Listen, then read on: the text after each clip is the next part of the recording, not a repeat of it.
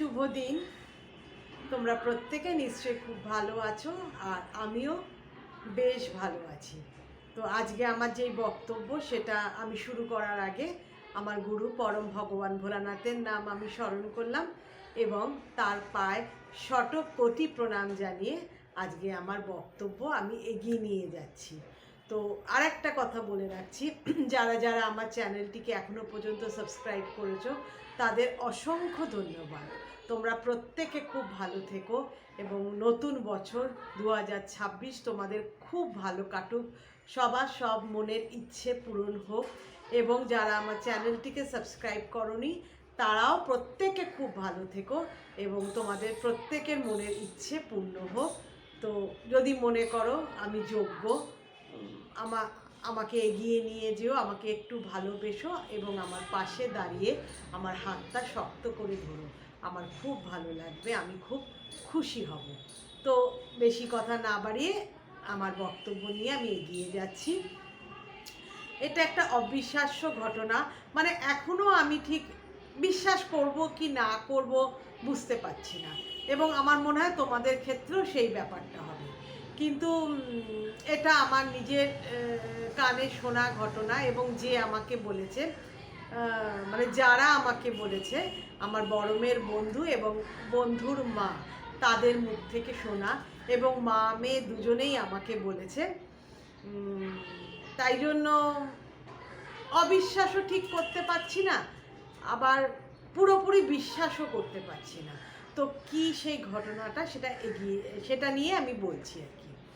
তো আমার বড় মেয়ের বন্ধু, তার সঙ্গে বন্ধুত্ব 3 মাস, তারপরে ফোনে যোগাযোগ। নাম নবনীতা, আর তার মায়ের নাম হলো রমা। তো কি করে বন্ধুত্ব হলো সেটা আগে একটু বলে নিই। যখন ও অনার্স পড়ছে, ইংলিশে অনার্স পড়ছে, সল্টলেকে একটি প্রফেসরের কাছে ও পড়তে যেত, সেখানেই এই মেয়েটি নবনীতার সঙ্গে আলাপ হয়েছে, এবং ওর মা ওকে নিয়ে আসতে যেত এবং আমিও নিয়ে আসতে যেতাম প্রথম বছর, মানে 1 বছর। তারপরে আমি আর যাইনি, ওরা যেত কিনা আমি জানি না, মানে ওর মা যেত কিনা জানি না। তো তখনই আলাপ পরিচয় হয়, গল্প করতাম আমরা বসে বসে। তো হয় না, এক একজনের সঙ্গে বন্ধুত্বটা একটু গাঢ় হয়। তো ওই নবনীতার সঙ্গে আমার মেয়ের বন্ধুত্ব একটু গাঢ়ই হয়েছিল, মানে ফোনে কথা বলা বলা তারপরে ছোটোখাটো ঘটনা, যেগুলো হয়তো খারাপ ঘটনা হতে পারে, ভালো ঘটনাও হতে পারে, সেইগুলো জানানো, এইগুলো সে মানে হতো, ওদের মধ্যে হতো, এবং ওদের মধ্যে যোগাযোগটা ছিল। মানে গ্র্যাজুয়েশন কমপ্লিট করার পরও যখন MA-তে ঢুকলো, দুজনে দুটো আলাদা ইউনিভার্সিটিতে, তো সেই মানে বন্ধুত্বটা ছিল। তো এই পৌষ মাসে, মানে 2025-এর শেষের দিকে, তো ওই সময় ওর দাদু, ওদের বাড়িতে ওরা মানে মা বাবা মেয়ে এবং দাদু ঠাকুমা ছিল, কিন্তু ঠাকুমা আজ থেকে ওই 2-3 বছর আগে মারা গেছে, ও দাদুই থাকতো। তো দাদু এই মানে ডিসেম্বরের শেষের দিকে মারা গেছে। তো মারা যাবার পর তো ওরা মানে আমার মেয়েকে ইনভাইট করলো, তার সঙ্গে ও আমাকেও ইনভাইট করলো। তো ওর মা বললো, দেখো ভাই, আমি তোমাদের বাড়িতে গিয়ে বলতে পারছি না, তো তোমরা যদি মানে কিছু মনে করো না, তোমরা এসো। তো বাড়ির অ্যাড্রেস পাঠিয়ে দিল।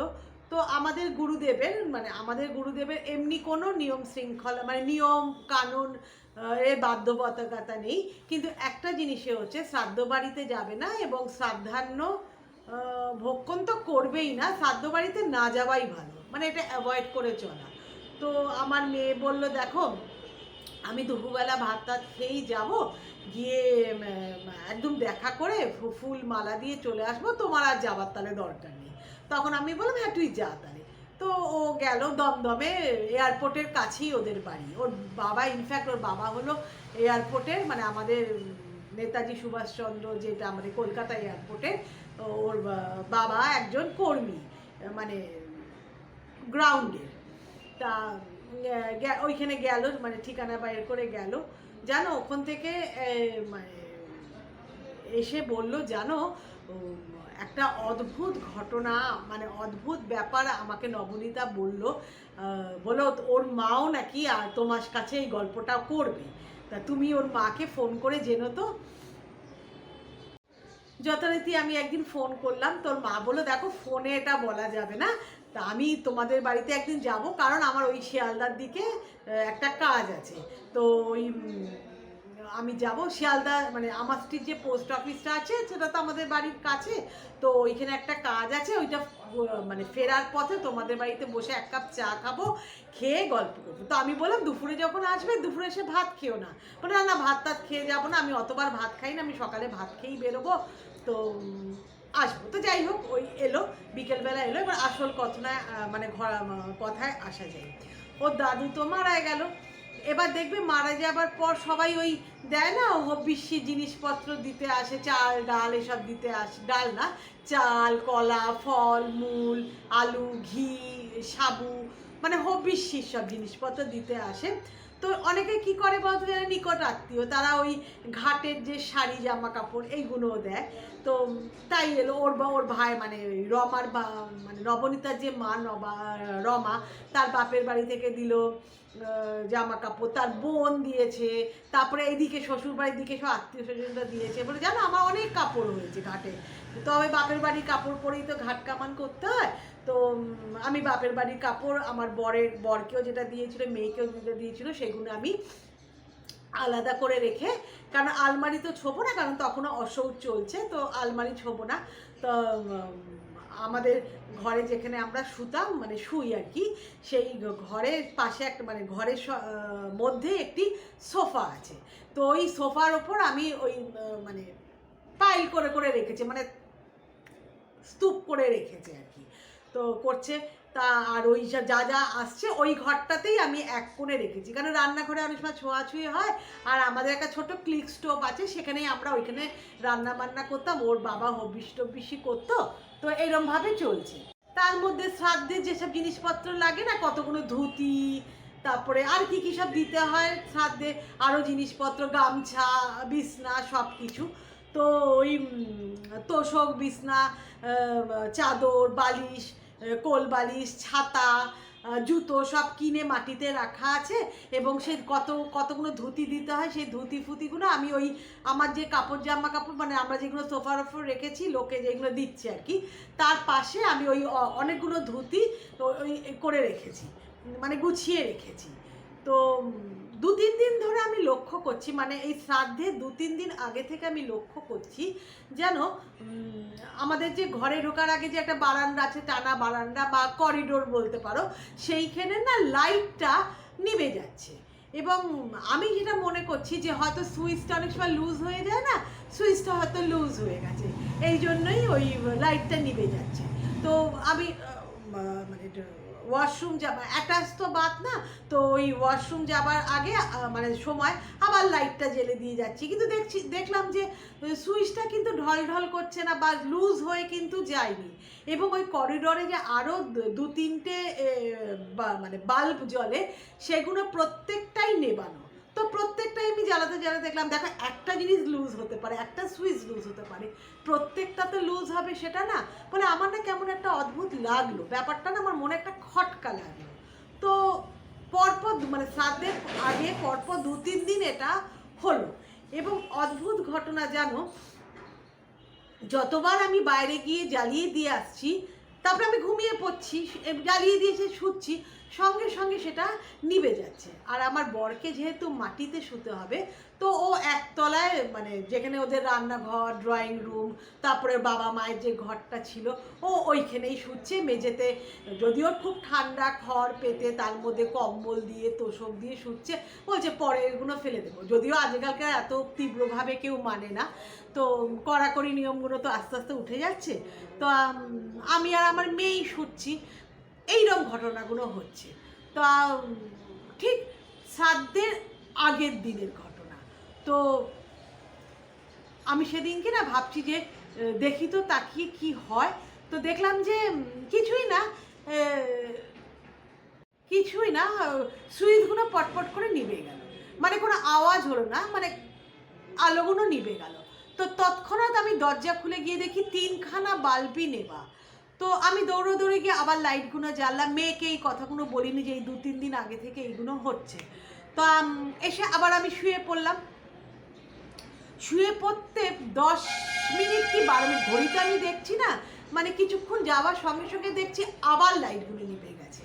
আমি আবার ঘরের জিরো পাওয়ারটা জ্বালিয়ে আমি গিয়ে ওইটা আবার লাইটগুলো জ্বালিয়ে দিয়ে এসে শুয়েছি। তো এবং এই যে দ্বিতীয়বার যে আমি লাইটগুলো জ্বালাতে গেলাম, দেখলাম প্রত্যেকটা সুইচ বরফ যেমন ঠান্ডা হয় না, হাত দিলে পরে কনকন করে ওঠে, ঠিক সুইচগুলো সেরকম কনকনে ঠান্ডা। যদিও শীতকাল, কিন্তু মনে হবে এক একটা বরফ, মানে অস্বাভাবিক ঠান্ডা। তা করে এসে আমি আবার দরজা যখন বেরিয়েছি, আবার ওয়াশরুমে গিয়ে টয়লেট করে এসে শুয়েছি। তো শোয়ার পর হঠাৎ আমার একটু তন্দ্রাই এসে গেছিলো। তো হঠাৎ দেখলাম ওই যে মানে খড়খড় কচমচ যেমন হয় না, প্লাস্টিকের আওয়াজ, জামা কাপড়ে যে পলিথিনে রাখা থাকে সেই আওয়াজগুলো হয় না, যেমন সেই রকম না, খচ খচ খচ খচ বা কচমচ কচ করে একটা আওয়াজ হয় না, তো ওই রকম আওয়াজ হচ্ছে। তো সেই আওয়াজে আমার না ঘুমটা ভেঙে গেল।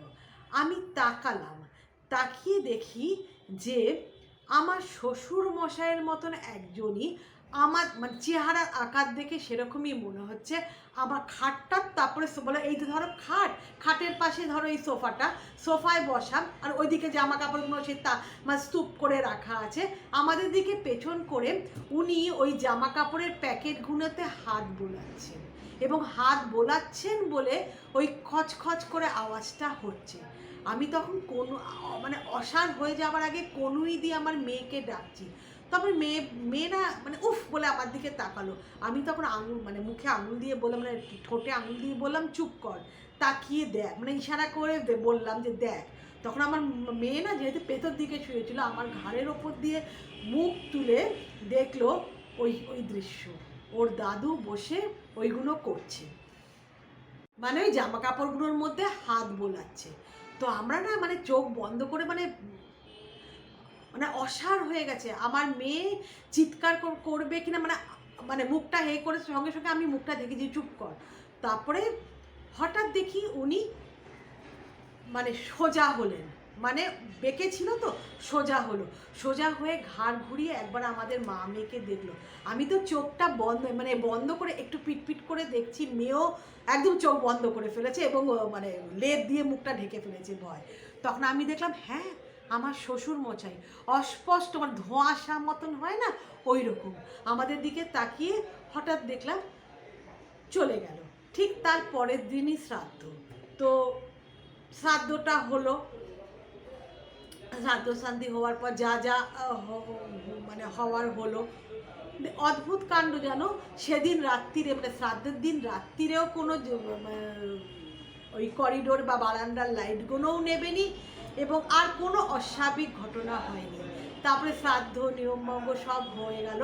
আজ ধরো বেশ মাসখানিক, মানে মাসই ঘুরতে যাচ্ছে, এর মধ্যে কিন্তু আমরা ওই রকম আর কিছু মানে দেখিনি বা অনুভবও করিনি। তো আবার ওর বাবা ওপর তলায় চলে এসছে, আমরা একসঙ্গে শুচ্ছি। তো আমি তখন আমার মেয়েকে, আমার স্বামীকে বললাম যে ওই লাইট নিভে যাওয়ার ঘটনা, পরপর সব ঘটনাগুলো বললাম। আমার স্বামী তো দূর বলে মানে অবজ্ঞা করলো, ইগনোর করলো, মানে এটা হতেই পারে না, তুমি বানিয়ে গল্প করছো। তো কেউ দেখো বিশ্বাস করছে না, কিন্তু আমার মেয়ে কিন্তু জানে। মেয়েও বললো হ্যাঁ বাবা এটা ঠিক কথা। তখন বলে তোদের মেয়েরই মাথা খারাপ হয়েছে। তো এই ঘটনাটা আমি তোমাদের মানে এসে বলেছে যখন, সত্যি জানো আমার তখন না বিশ্বাস করেছিলাম। পরে ভাবলাম এরকম হতে পারে, একটা আত্মার লাইট নিভিয়ে দিতে পারে, একটা আত্মা এরকম করতে পারে, হতেও পারে আবার না হতেও পারে। পুরোপুরি আমি অবিশ্বাসও করতে পারছি না, আবার বিশ্বাসও করতে পারছি না। তোমাদের কি মনে হয় এইরকম হতে পারে? জানি না গো, তোমরা কি এরকম কিছু অনুভব বা দেখেছো? যদি বিশ্বাস করো এই ব্যাপারটা বা এরকম হতে পারে, তো তোমরা কমেন্ট করো। তো তাহলে আমি বুঝতে পারবো যে হয়তো এরকম হতেও পারে। তবে পুরোপুরিও আমি অবিশ্বাস করি না, ওরা বানিয়ে কেন কথা বলতে যাবে বলো? তার মানে মানুষ বলে না যেমন ঈশ্বর আছে, মানে পজিটিভ এনার্জিও আছে, তেমনি নেগেটিভ এনার্জিও আছে, মানে এইসব প্রেতাত্মা বা আত্মা সেগুলোরও আছে, যদি এই ঘটনাটা সত্যি হয়। তো কেমন লাগলো আজকে আমার বক্তব্য প্লিজ জানিও, এবং পারলে যদি পছন্দ হয় আমাকে, যদি তোমাদের মনে ধরে আমার চ্যানেলটিকে প্লিজ সাবস্ক্রাইব করে আমার পাশে থেকো। Thank you so much, bye by.